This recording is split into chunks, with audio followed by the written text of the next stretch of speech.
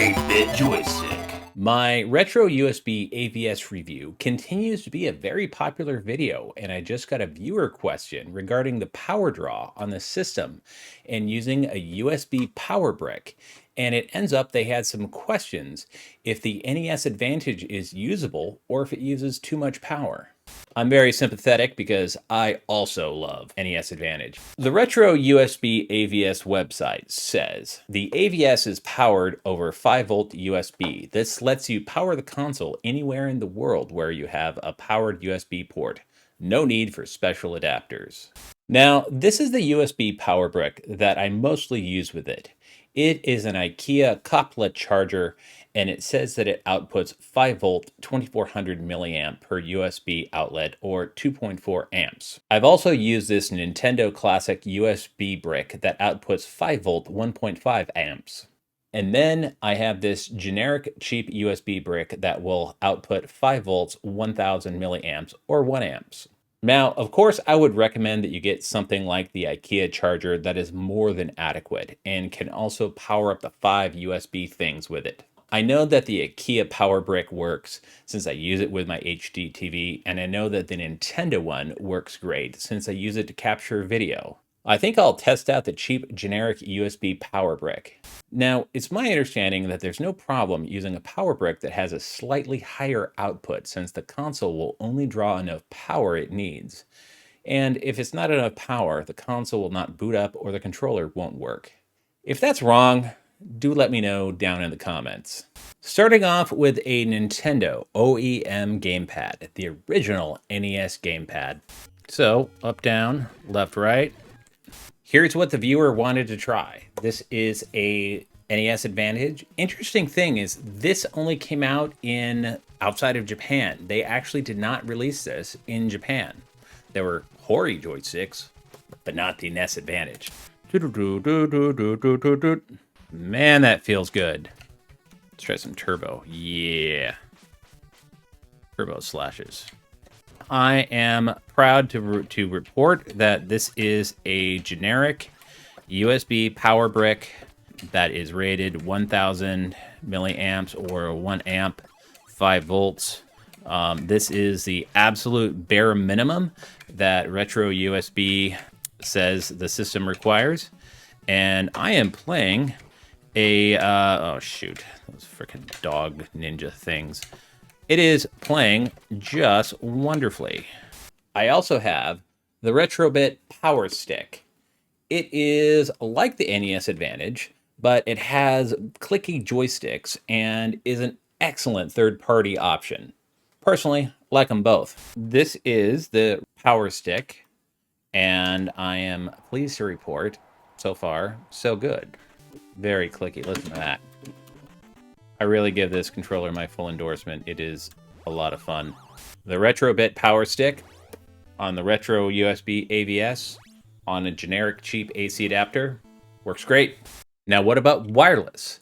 This is the 8-bit DOE N8 2.4G, one of my favorite wireless NES controllers.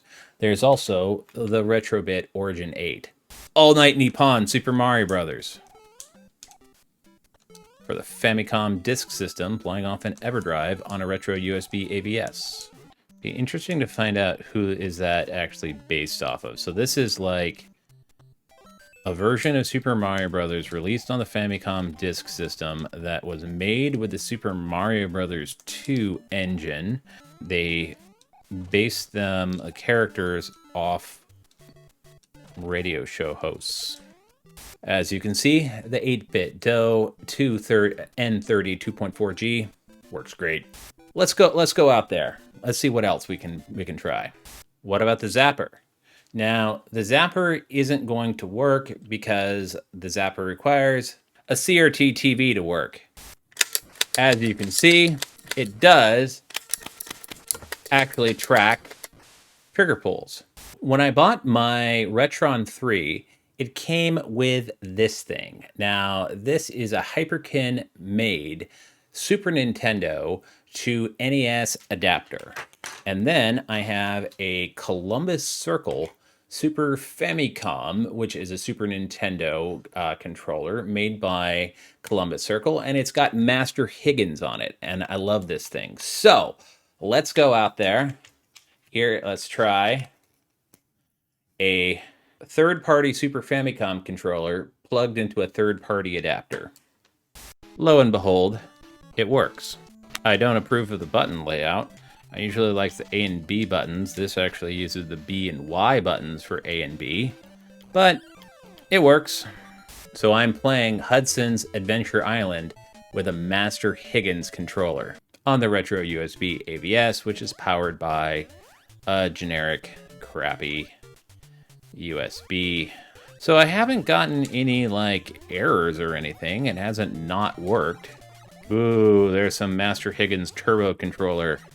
RetroUSB AVS has a Famicom connector port in the back, and I have some Famicom controllers, so let's try them out.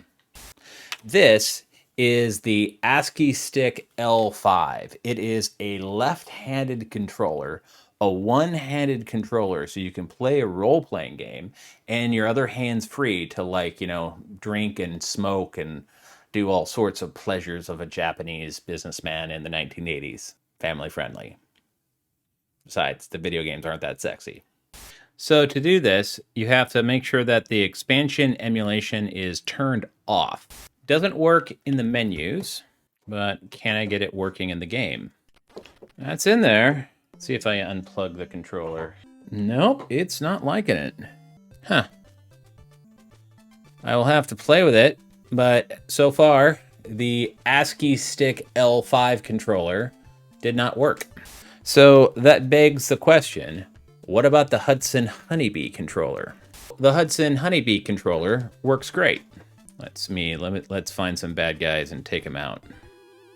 Ooh, this is the best RPG that you haven't played. Let's see, there's the guard, the thief, and the poser. I'll have Guillemon go after the guard, Ibisumaru go after the thief, Koban go after the poser, and Yae go after the poser. Yeah, poser defeated. Guillemon attacks. Guard lost 139, guard defeated. Yeah. That's funny, the Honeybee controller worked both in the menu and in the game. Konami in the 1980s are a bunch of madmen. So they release the Konami HyperShot controllers, which are crazy because they're literally buttons, but they're like arcade-style buttons. These were for the Konami Hyper Olympic games, and they're just amazing. So if you get into Famicom, get yourself one of these. So expansion emulation is off. Oh yeah. This is the Hyper Olympics variant with this character. So this is some jank games right here.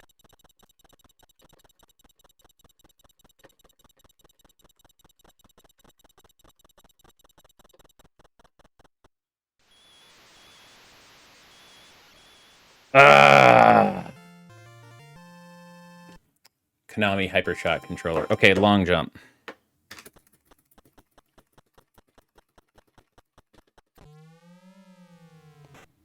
Okay, try it again. I tell you, having the actual controller just... But again, Konami HyperShot works great. The last Famicom expansion controller that I want to try is my Famicom Taito Zeus controller for Arkanoid. This is for Arkanoid and Arkanoid 2.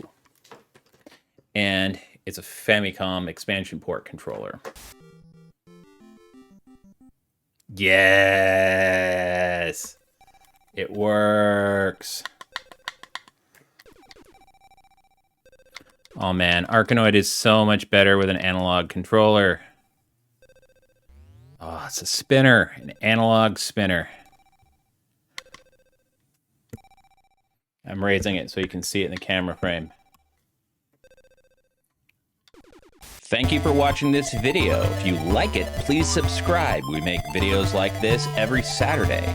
This is 8-Bit Joystick. Stay awesome. Play retro.